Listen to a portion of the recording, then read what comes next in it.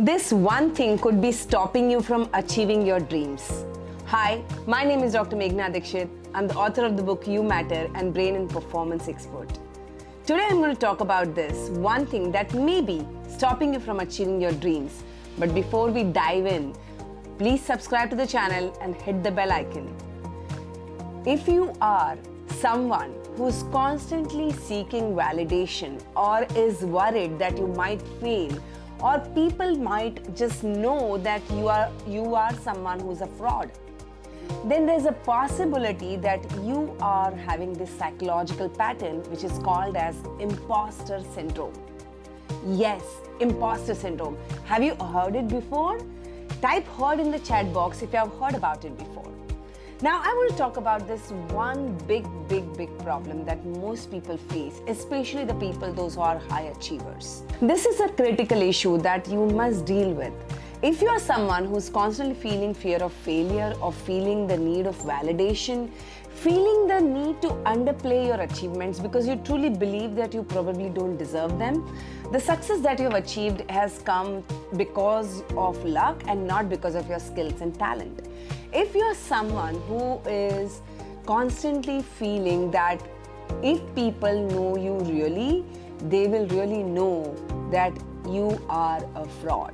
Yes, all of these are psychological patterns which is developed because of imposter syndrome. Now, what is an imposter syndrome? How do you develop it?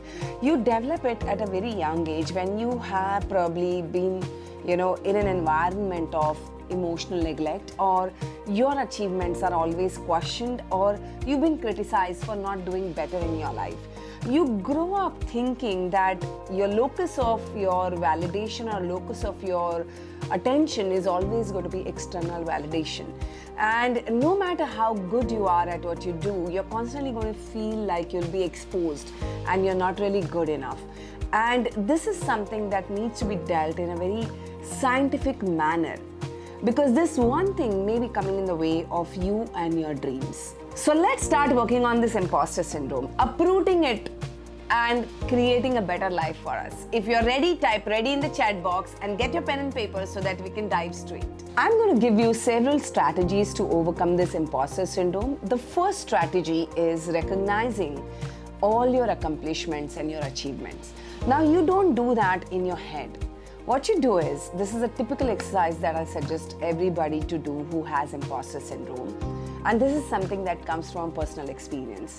Yes, I suffered imposter syndrome for a very long time.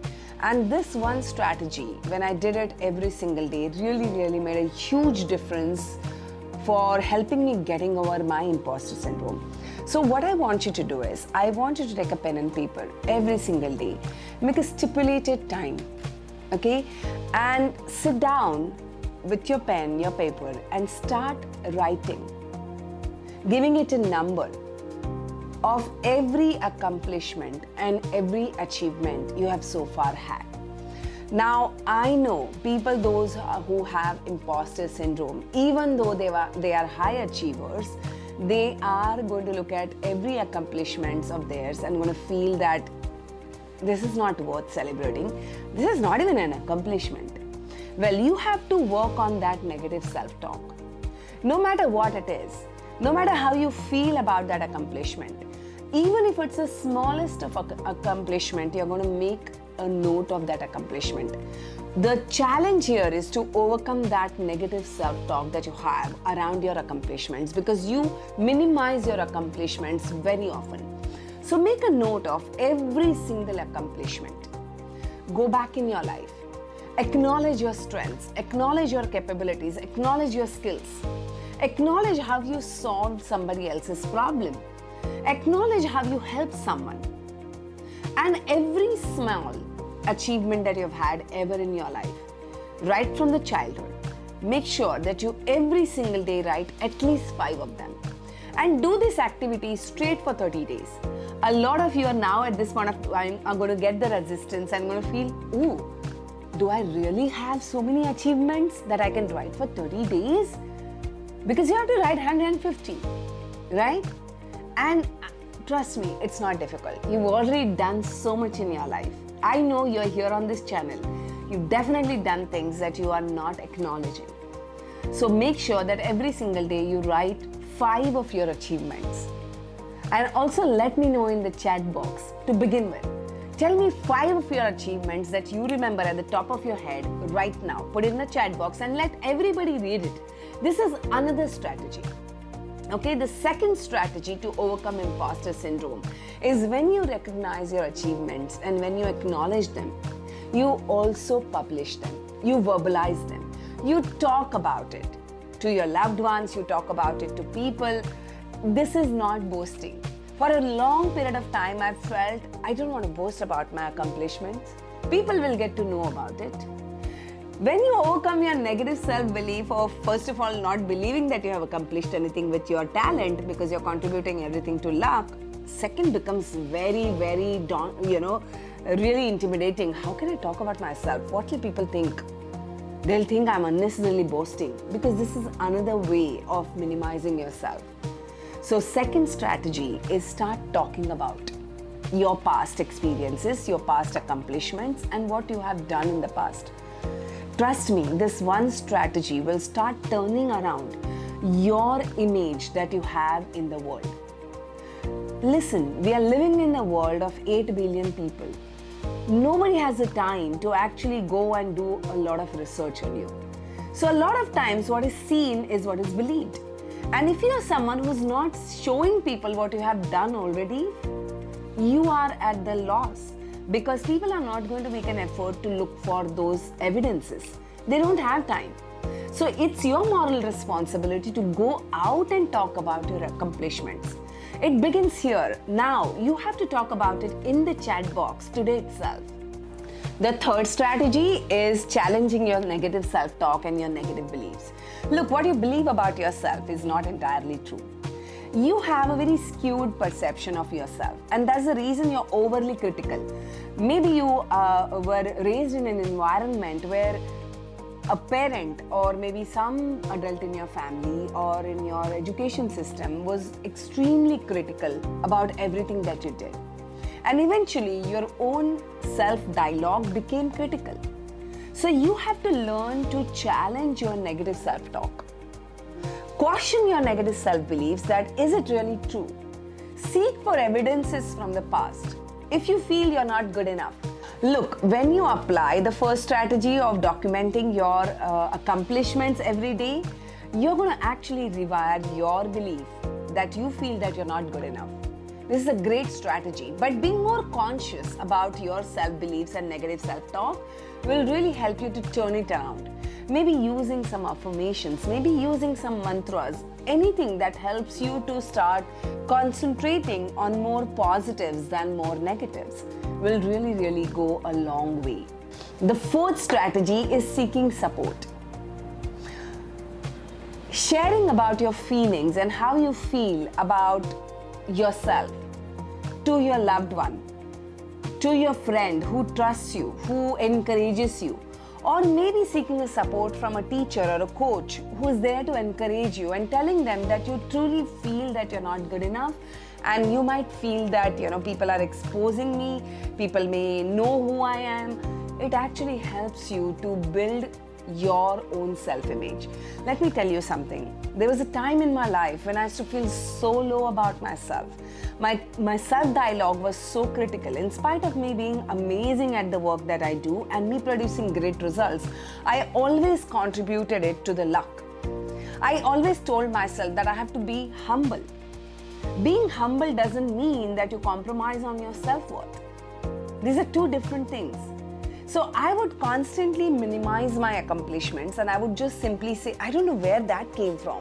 I don't know, maybe it was an accident. One time I was talking to my teacher and I was telling her that, I feel this way very often, and I feel I'm blessed and I'm fortunate and I'm lucky to get these insights that I can help more people. And she, held me responsible there, and she said, hang in there, hold on onto that thought. Let me tell you something. You've put in so much hard work to be where you are today. By doing this again and again, you're constantly minimizing your self-image. And the more you reduce your self-image, the more your self-worth is going to go down.